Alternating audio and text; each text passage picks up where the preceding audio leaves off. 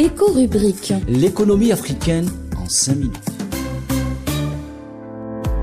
Amis africains, bonjour. De l'aide, du soutien, de la collaboration.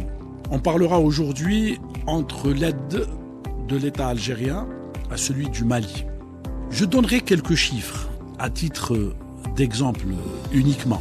En 2022, l'Algérie a aidé, je parlerai déjà en 2022, où 108 tonnes de denrées alimentaires et 400 000 doses, retenez bien, 400 000 doses de vaccins anti-Covid ont été acheminées vers le Mali à travers 4 vols aériens.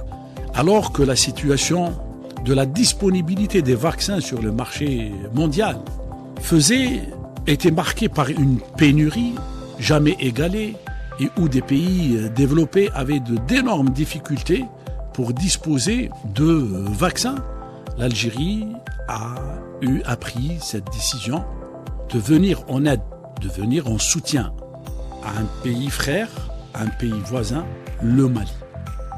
Aussi, l'armée nationale populaire algérienne a livré plus de 53 véhicules et camions militaires au profit de l'armée malienne pour qu'elle puisse renforcer ses capacités opérationnelles pour protéger le territoire malien.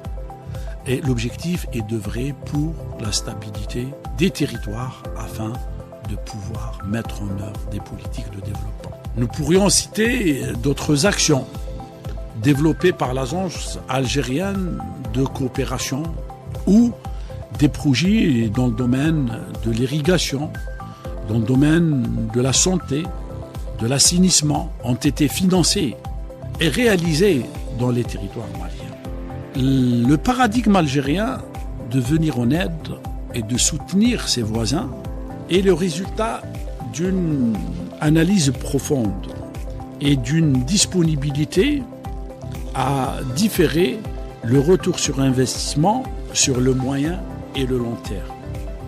Car fort d'une expérience de développement humain où l'Algérie a pu bouleverser son classement en matière d'indicateurs économiques et humains, fort de cette expérience, l'Algérie a toujours été disposée de mettre son expérience au profit des pays frères.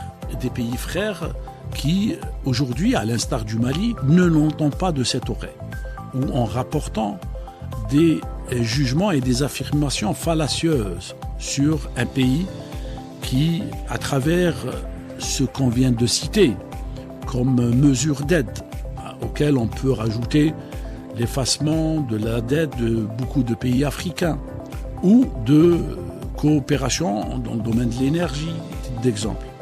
Donc, un pays qui œuvre pour la coopération et de l'autre côté, un pays qui, à la limite, ne sait pas où est vraiment l'intérêt de sa population et où est l'intérêt du développement économique et humain.